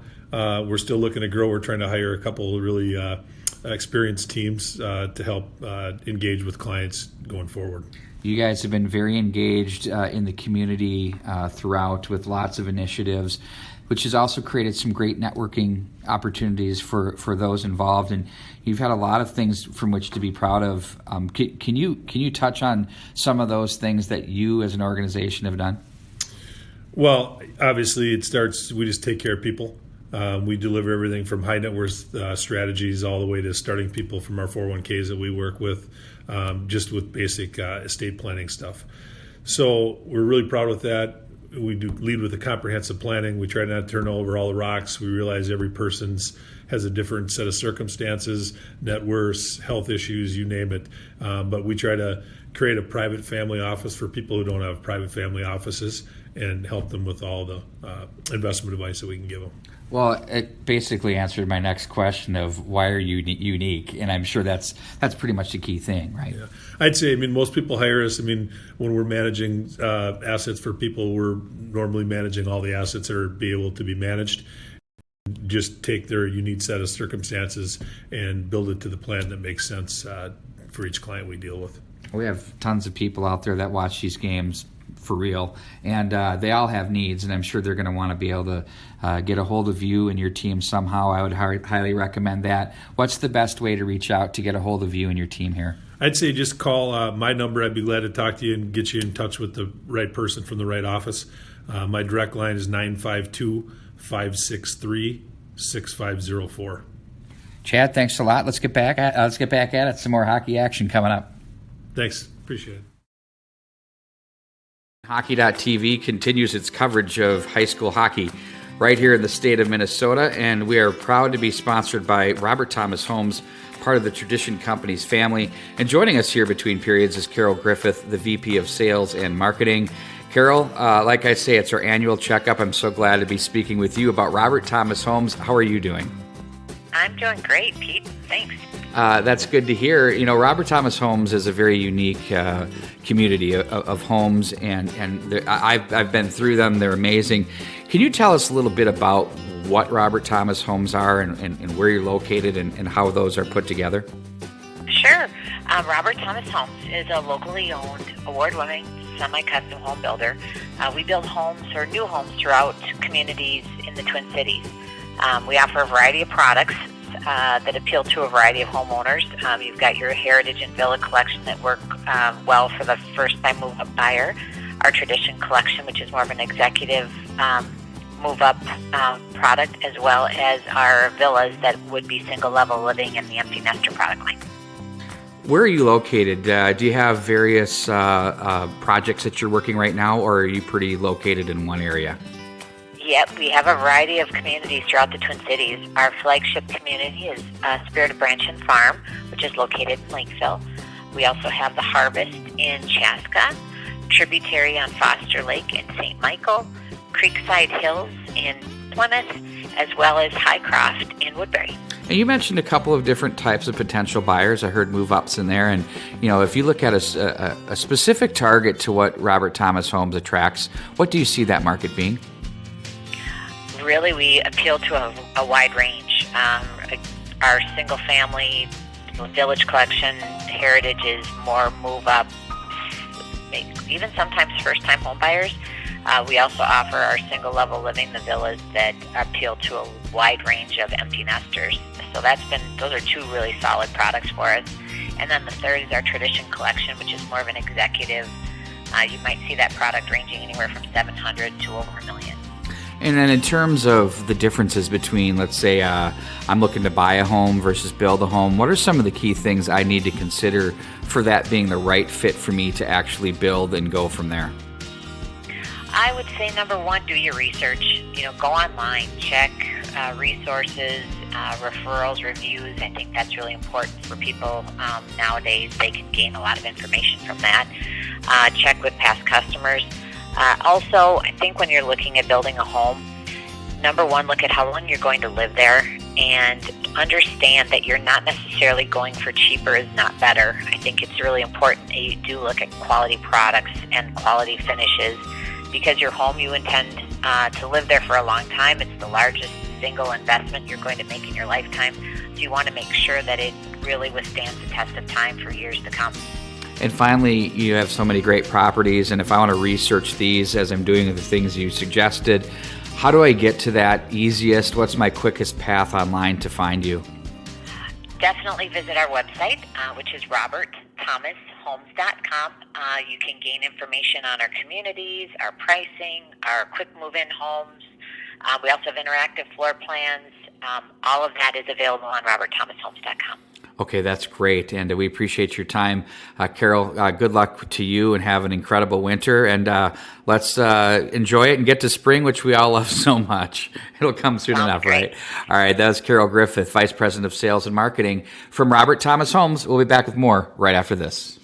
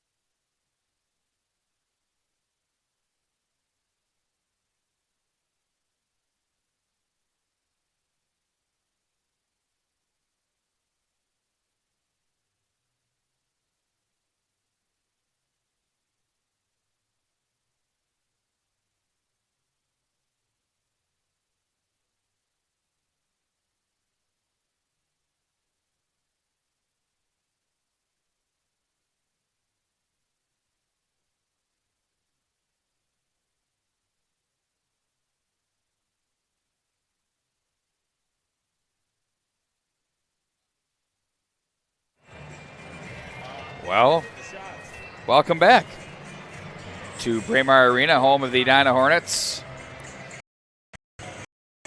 They're taking on the Hill Murray Pioneers in a really good hockey game. The Pioneers with a couple of goals.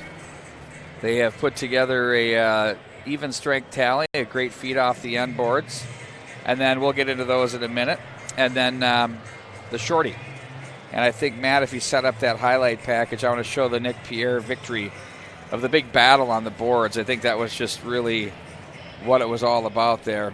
And he was rock solid there. And then he got it to a guy that knows what to do with it, and Charlie Strobel, who absolutely finished and was on point. So we'll now take your highlight package. Let's take a look here. We'll take a look first at the first goal that was scored by Max Zupfer.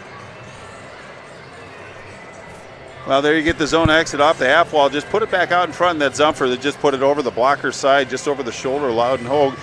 And that was at the 9:39 mark to give this Hill-Murray team a 1-0 lead. It was all about the battle there. We might have missed the front end of it there by Pierre, but Strobel, they lost track of him down. Let's back that up a little bit. All the way back. Go all the way back. Okay. Now take me all the way back to the battle, Maddie. Can you? Okay, just go from here. Right there. And he took it in stride. He had to make an adjustment on that one. Drew the defenseman over, put it on to Strobel's stick, and he went across the grain on Loudenhogue as he's sliding over to cover that area. So really a deft play by a person that's not a stranger to scoring goals in Charlie Strobel. But 2-0, that's where we are right now. Shots on goal that period, 6 for Hill-Murray, 2-period total of 13, and 13 shots on goal for Edina, 2-period total of 18. So Edina, at least on the shot clock, is getting their looks. But when you have to go against Remington Keppel and the defense on this Pioneer team, they still have that 0. That's the first thing that they need to address going into this period, other than playing sound defense. There haven't been a ton of shots that have gotten through. And when you consider combined for 26 shots on goal for each team, 2-0 was your score yesterday. 2-0 is the score today. Yeah. So goals have been at a premium here. Well, the thing about it is Loudenhogue's played an outstanding game so far, as has Remington Keppel. But one thing about the Keppel situation is he's had to make the first save, generally putting the puck into the corner. And if there is a chance for a second chance, the defense of this Hill-Murray Pioneer team is doing a great job of supporting their goaltender and really limiting the looks that Edina is getting. I mean, 18 after 2 periods is a little bit down from where they want to be, but a couple of them are pretty good shots. But again, having good goaltenders on both sides keeps the score where it is at 2-0. Been a good game so far. Very entertaining. Earlier today, it was the Duluth East Greyhounds with a victory over the Minnetonka Skippers by a score of 2-1. 2 power play goals were the difference there in a game which, for the first time in my life, I've never seen it, a 1-1-1-2 trap. It was something else. You had the front guy with the stick to his left, the second guy with the stick to the right, and then the third guy ready to pounce. Well, it was amazing. And to dovetail off that, most coaches can say, do the 1-1-1-2, but to have your kids actually go out and do it effectively, that's the difference between Coach Randolph and the Greyhound team. Is if he's an in-game adjuster, he's a master at that, but his kids fall in line and go with what he requests, and that doesn't always happen. So very special program, but just 7 shots on goal for Duluth East today. But the more important stat was 2 to. I saw something that was specific to that too. That was definitely who Duluth East was, though. They're going to be playing that way come playoff time, and teams are going to have to deal with it, and it's going to be a problem. Well, and playoff time is more akin to that style of play. Back in across the line. Now we're underway to start the third period. Gunnar Johnson and Eschen come together to the near board. Stone pokes it to the far corner, and he'll chase his own loose biscuit. Plays this one up to the right wing. That fails to click for DeVoe, and icing will bring it back into Edina territory. Well, and I'm not trying to oversell this, but Nate Stone, a junior, getting once he's really got on this varsity squad, he hasn't looked back, but he's a couple plays down below his own goal line, meaning he knows his defensive responsibilities, and he's doing a great job of executing those. He's really relieved a lot of pressure for this Edina Hornets in the defensive zone. Back up to the line now. Laid off to the left wing side as that's deflected. Fanned on there by Palatichuk, but they get it back. Now it's Pierre. Knocked away by Boltman. Pierre again tries to play that through. Now it's going to be Boltman with it as he'll set up shop back in behind the net.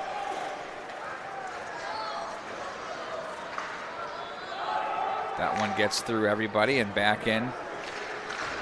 It's Palatichuk there again.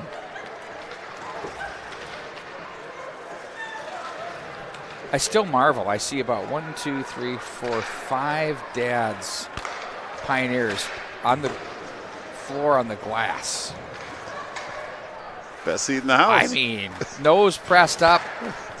Just I think it's the worst. I mean, it's the last place I'd want to be. No, absolutely. Well, it just limits. But they're in the offensive zone, so they have a lot of confidence in their Pioneers. They're goal judges. Right, 4 of them. I don't know. It's not just them. I see it all the time. I just get a kick out of it. It just kills me. I think it's cool. Man, They're here. I just rather chill in the Support corner and the watch product. her unfold. Rung around the boards. Now it's going to be Morton who comes away with it. The hipper misses there by Reagan. Begley. Rugemer is there. Tries to play that one ahead. And it's going to be sent right back in by Illies.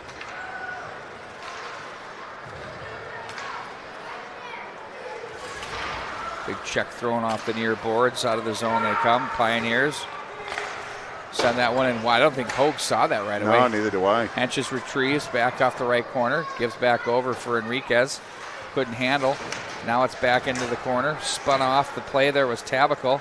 Now it's going to be Overman through center as he tries to play that one through.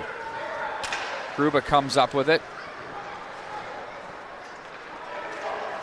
They'll play this one rink. Oh, rink. Oh, my word. I've never seen Pat Milan move that quick to his soundboard. I miss Pagel That was now. incredible. No, oh, wow. Off the boards by Overman. Back in behind the net. Gruba is there. Gruba looks ahead.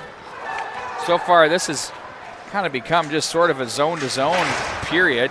Henches jammed on the play as he makes it around to the right wing side. Sent right back in as Henches will gather in as he looks up ice. His long pass is deflected but taken by Overman. Now finds it ahead to Dahl. Dahl's wrister is held onto by Keppel. Sets up an offensive zone faceoff.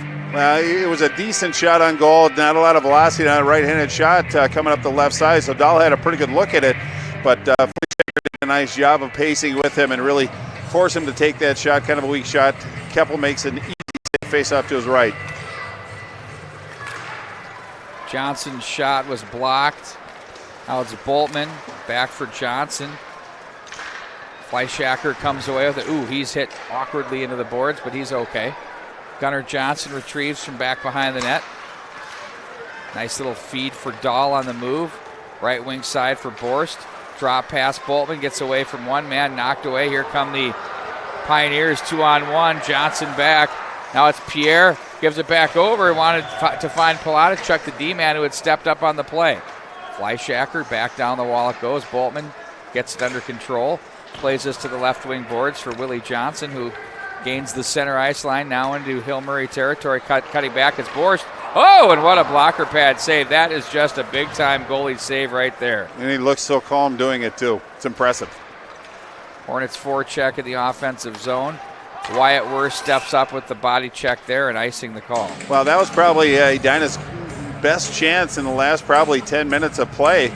But it was Jackson Boris all alone, got to the right hash mark and tried to go against the green on Remington Keppel, but he put that blocker in the proper place and deflected that puck in. But if you're Edina, look at it as a benefit. They got a good look, and it looks like it's going to be Emmett Worst back showing himself on the ice again. I think that's what Edina needs right now, is somebody that can put the puck in the net, and he's certainly one of those. Worst the draw. Back to Wyatt Worst. There's a shot by Kavanaugh. We'll reset all over Kavanaugh. Sorry to talk over you, Pete. Didn't mean to do that. Kavanaugh very aggressive going to the net. It was a good shot on goal that seemed to find its way to Keppel. He juggled it a little bit, but then it was Cole Kavanaugh that kind of spearheaded his way into the mix. But no extracurriculars. I kind of appreciate that a little bit, but you're geared to go to the net. But again, a pretty good opportunity. Nice win by Worst. Puck sits in the dot area there. Back in behind it goes. Begley plays that around. Gathered in by Williams. Kavanaugh tried to play that one. Knocked by Worst stick as he stays on his man. Throws a heavy check into the corner. Now Kavanaugh closes down on Godbout. Williams plays this back in behind the net. Check that, Nicholas Williams now to Nolan Williams. Now Nicholas Williams again. Good shift here. Pressure. Oh, backdoor opportunity. They have a man open in front. Now it's going to be played again by Nicholas Williams. Back in behind the net it goes. Pioneers look to break out of the zone. They do. Wyatt Worst comes away with that. Ooh, there's a player that got shaken up back in behind the play. I believe that was Kavanaugh. Now it's Nicholas Williams for Worst backing across the line. He's going to try and push that one through. Stays on it. Dangle shoots. The puck's loose in front. Still loose down low. They jam at it. Puck still loose. There's a scrum, and the whistle finally blows. Boy, this is like a rugby match in front of Remington Keppel, but that's Edina's story of the last couple games is they get into that area and they just can't put the puck over the goal line, but great support by the Pioneers to support their goaltending in a trying time. We're going to look at this one on replay. Words just kind of kept creating space and got really low with the scoring chip, and then look at this pile up. Absolutely. Looks like Saturday morning on 94, but I should quit referring to that. It's probably picking some scabs, but again, Hill Murray gets challenged, keeps the puck out of the net. Protesters laying in the middle of it or something? No.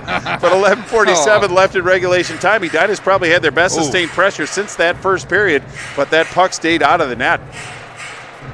There's that big hit you saw on Kavanaugh as well. Well, Kavanaugh's out mucking things up, so they need him back out on the ice. They need his presence out there, but he certainly got his attention, didn't he?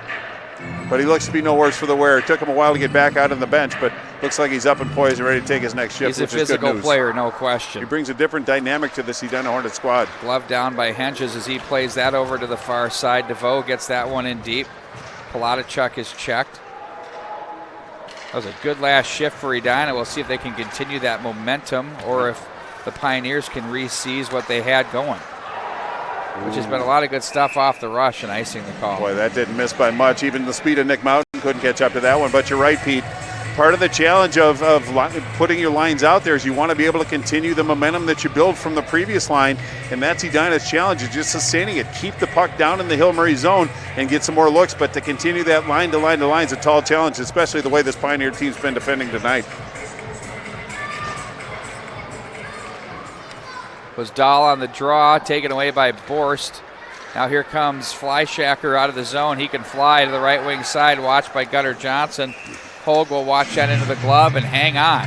Well, Fleischacker actually had some speed, as you said, through the neutral zone, but he was going against Gunnar Johnson, who's played a very strong game tonight for the Hornet team. He opted to put a shot on goal as he had support coming in on the left side, but Loudon Hogue very wisely held on to that one.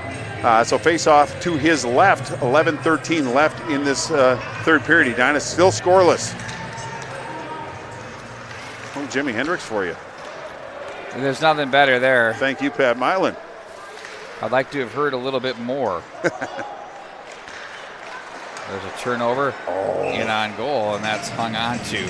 You know, and that's Henry Eischen, senior forward, 7 goals to date, and he was in the scoring area just on top of the high hash mark. Put a good shot on. Loudon Hogue picks up his team. If that one would have beaten the goaltender, we're going to look at it on replay. Just walked it out to the middle. Pretty good shot on, and it looked like the Edina defense drifting over to try to support. Might have made a partial screen, so even a better save by Loudon Hogue.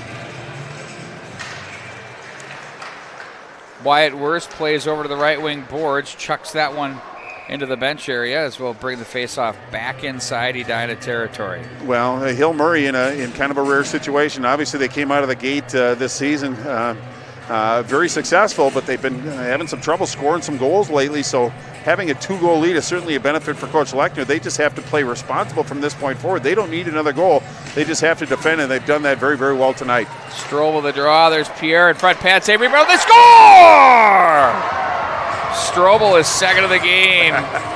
Big face-off win there. Gets the rebound and the goal, and it's 3-0. Well, Loudon Hogue made the initial save, but you're right. It's all about possession. And Hill Murray won that, got it out to Pierre. Pierre put the shot on goal. It was Loudon Hogue that made the save, but it was Strobel that was waiting in the wings, went far side. It's the outstretched Loudon Hogue. Didn't have much room to negotiate, but he certainly was successful in that. Now it's 3-0.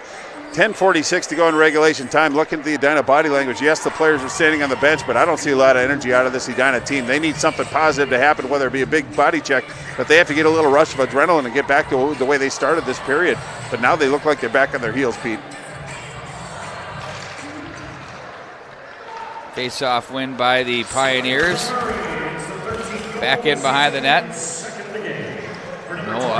Nicholas Williams looks over to the right wing side for Morton. Now to center. Puck is gloved down. Back across the line they go with it. Stick handle to the corner by Jensen. Wyatt Worst brings his man down. Puck is fished for Emmett Worst gives over to Nicholas Williams, who lays one up to the neutral zone. Nice play to go down to the knees to keep that alive, and it's going to be the Pioneers now their turn to work the offensive zone as Williams rings the boards. Nolan Williams chops at that, and that's going to be an icing call. Well, must have been the end of the shift because he had plenty of room. He just wanted to push that puck down the ice so they can get some fresh legs out there. But we're a tick over 10 minutes to go. Time is obviously time coming into this period was a point of concern for the Edina Hornets. Now it's been accentuated with that recent tally by the Pioneers. But Edina has to get that first one. There's no 3-run, 4-run home runs in hockey, so they got to get that first one. Whole lot of love. There it is. He's spoiling me tonight. Through the slot area it goes. Such a great drum line. Overman checked on the play. Enriquez was there. Now it's going to be Mountain up to the line. Blocked by Overman. Snapper, blocked, kick save. Puck's loose, rolls to the slot. Oh, look at the sprawling action there. Hogue comes over to the right side. How did he do that? And it is on back in off the side of the cage. Well, if you're Hill Murray, you don't want to engage in this kind of thing because it brings no benefit. Edina's just standing up for themselves, but getting a little overzealous, and it looks like Henches is going to go along with Owen Quast for the Pioneers. So a good call by the referees, taking one of each. But I don't think Loudon Hogue, he probably made 2 saves on that, but I think Nate Stone might have made a save or 2 in that little scrum, but very trying time for the Edina Hornets, but they survived. It's still going to be 5-on-5. But when you get coincidentals, it's going to be 5-on-5 until 2 minutes and then the next whistle. So they could be in there for a good period of time. 9:31 left in regulation. Edina down by 3.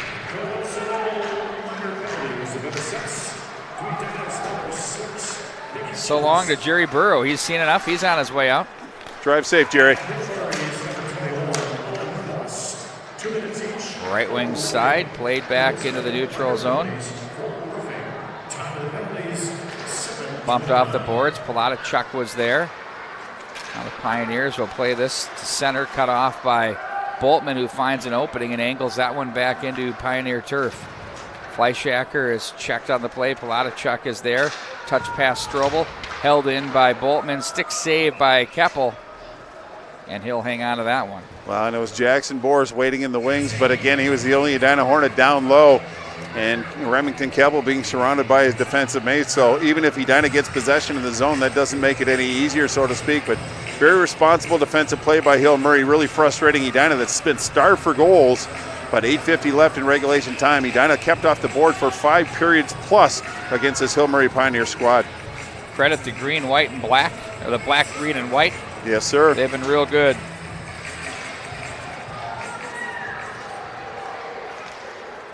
From center ice area it goes. Back in behind. Williams looks for Morton. And back it's picked up by Nicholas Williams. Try to bump the boards there for Kavanaugh off the trap.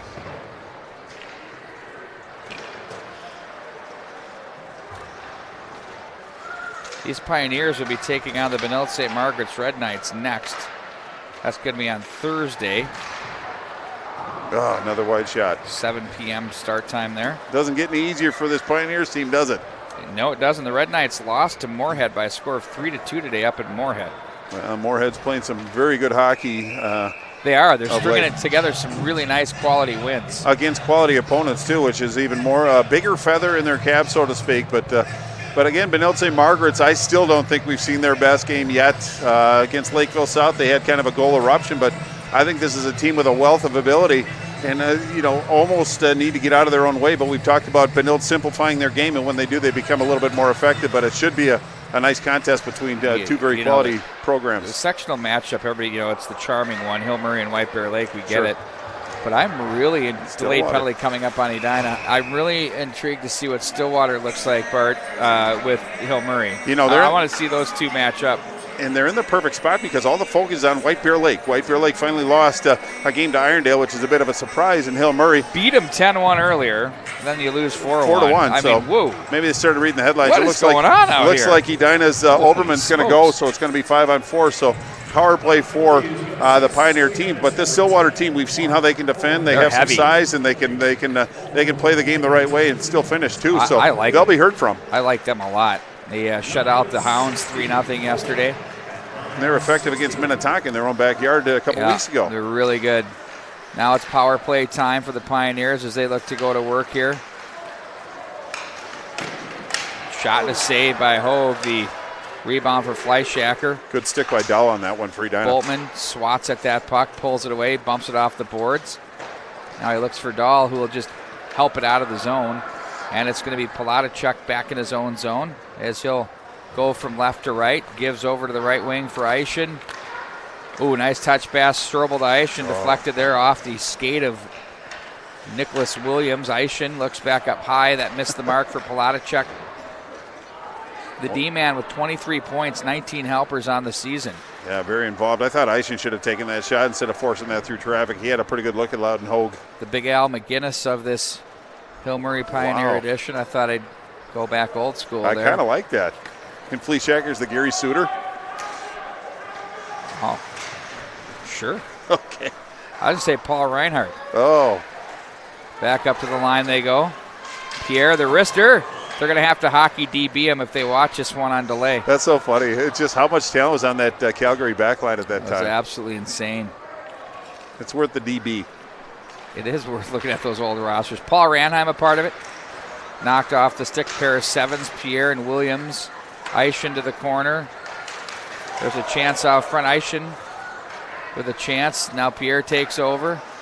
Wrister deflected. Nice pad save. That was a shot from Reagan that it was Eischen that got a piece of. Strobel now with 12 in the power play. Back up to the line. Touch back over for Pierre. Nice feed. That's off the skates of Dahl. Back in behind it goes for Begley. Strobel surveys the scene, looks out front, deflected away. Morton is there, gives back to the left wing for Overman. Edina's now at full strength. Overman's wrister is gloved out of there by Keppel. And sprung from the box are Nick Henches and Owen Quast. Boy, they were in there for a while, actually, but now they are set free. But that was a pretty good shot by Overman. Remington Keppel hadn't seen a lot of action recently, so a little bit cold coming into it. Reach across, made a pretty impressive glove save. Face off to his right now. 5:35 left in regulation time. Edina still looking for a good shot on goal.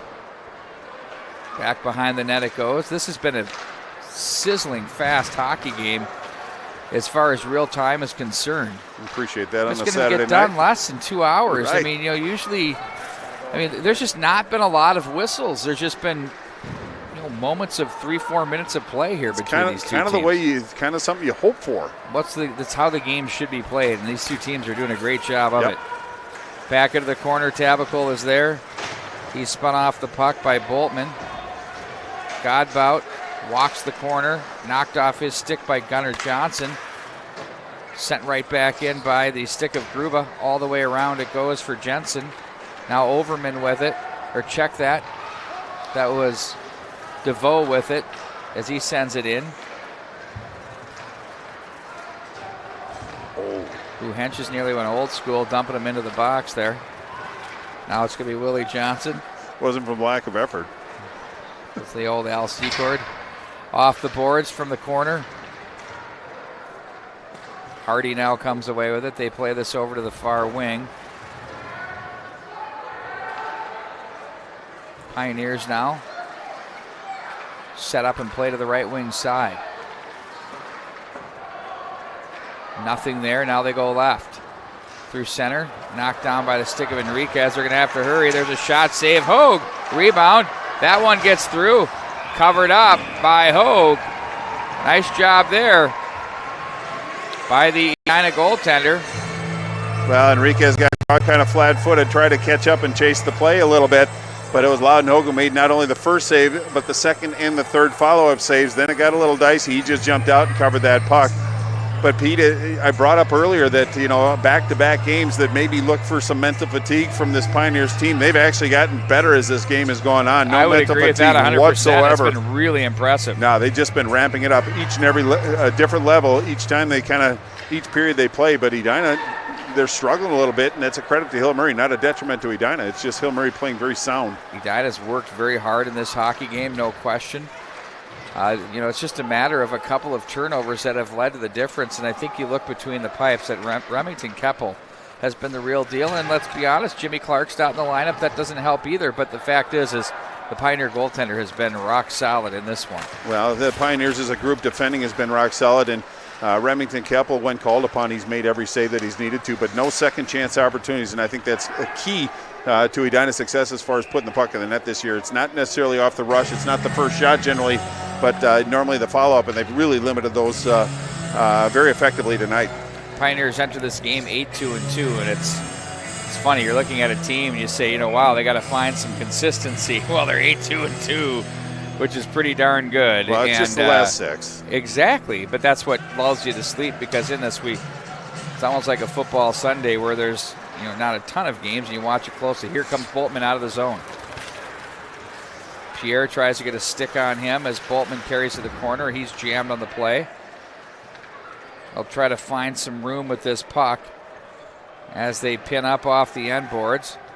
Up to Worst from the left point. Rister, shot, save, rebound. Oh, and that's stopped by. How did that not go in? Keppel, there's a Rister. That one deflected too. Boy, Edina's going to be looking to the heavens wondering what do they have to do. They were all alone. It looked like they had a wide open net, but Keppel somehow kept the puck out of the net, and then Edina with a nice follow-up opportunity, but a busy stick ramped that one up and out of play. 2:47 left in regulation time. That's 0 is still on the scoreboard, but that was probably one of Edina's 2 or 3 really quality chances this game, and once again stayed out of the net. Face off to Keppel's left.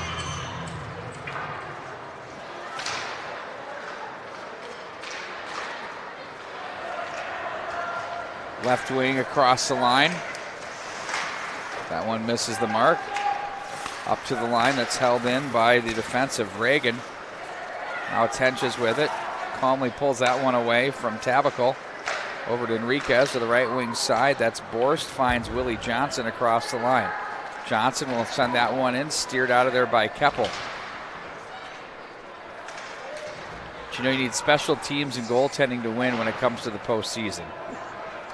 Well, I think Hillmurray's got those boxes checked. Kind of what I was saying.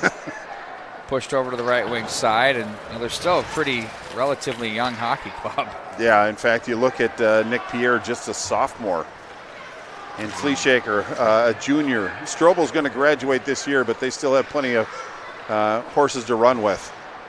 Well, and we've seen Fleishackers coming through this program for a while, too. Yeah. And then I saw a Godbout on there, too. It's just like, okay, here we go with another quality offering from the Godbouts. 1:37 to go. That one up in the air and into the bench area, and that's going to be a face-off at center ice. But that's part of the charm about high school hockey, is just seeing the kids. I remember Rick Stone back in the day. Now his son Nate plays, and obviously the Worst, the DeVos.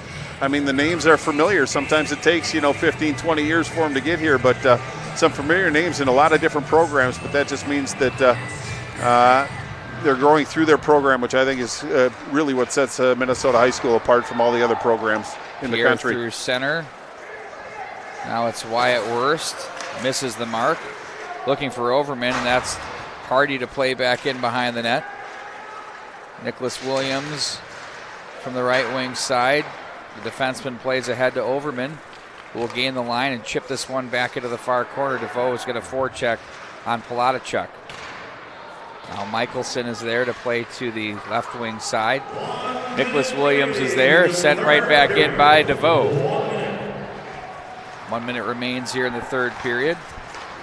To feed this one off the change there, Michelson sets that in back behind the net. Look out. Now it's on the stick of Hardy. Hardy is watched on the play by Boltman. Quick wrister, misses the mark. Hardy again with 30 seconds. Pioneers, quick chance. It's blocked by Boltman. Nice job by the defenseman. Gets up quickly, transitions from center. Left wing side, there's Nolan Williams, who he had Morton as a trailer, and turned right back up with 16 to go. Off to the right wing side, Rister, stick save, turned aside. Played back in by Zupfer. Off the end boards, Emmett Worst jostles along with Zupfer. He'll play that off the boards. Worst comes together with Begley, and that's going to do it as the chirp fest is on. Pioneers win by a score of 3-0 over the Edina Hornets to round out our coverage today of some terrific stuff. We'll take a look, Bart, first at your highlights in this one, as there were 3 goals scored by the Pioneers. This is in the first period. Yeah, they just came up along the left wall, put the puck back out front. It ended up on Zumfer's stick, and he just went over the shoulder of Loudenhogue, and that brought it to 1-0. That was in the first period. Fleischacker uses his feet to create some space there, Bart. Indeed he did, and this was a battle that actually, it was Pierre that won over Boltman. Went in, put the puck over to Strobel, and he just went against the grain on Loudenhogue and just snuck it between the pillows. A bit of a backbreaker. Yeah, indeed it was. In fact, you could see the air kind of come out of the Edina sails on that play. And then to add a little bit of insult to injury, this is where faceoffs are important as far as possession. You just see the puck over to Pierre. Pierre put a shot on, but it was Strobel once again in the right place at the right time. They didn't block him out, and he just beat the outstretched Loudenhogue. 3-0 is our final. So Hill Murray wins the back-to-back 2-0. Outscored the Edina Hornets 5-0 in those 2 games. So Edina's got some work to do on the offensive side. Hill Murray's back in the winning part of the ledger, so they're feeling pretty good about themselves. Last year, these 2 teams split in this affair. This year it was a sweep for the Pioneers as they improved to 9-2-1. The Hornets fall to 6-7-1, or 9-2-2 rather. Hornets to 6-7-1. On Tuesday night, we're going to be coming to you live from the Richfield Ice Arena. We've got the Academy of Holy Angel Stars in action. Who do they play? Do you know? No. Okay, we'll get her figured out. We'll be ready. Do you know, Maddie? We'll be ready. Come on, Maddie. Looking forward to watching the stars shine. It's going to be good. Well, we're hearing a lot about this club, so I'm looking forward to seeing where they're at. And Me too. Coach Grizz and company will take advantage of that one. Looking forward to it. Matt Harrington pushing the buttons. Man, that looked really good tonight. Done. Good job. You are a magician. Great announcer, too. We're lucky to have you. Bart Archer, best color commentator in the business. Nobody better. And for Todd Grover, I'm Pete Wagner. So long, everybody.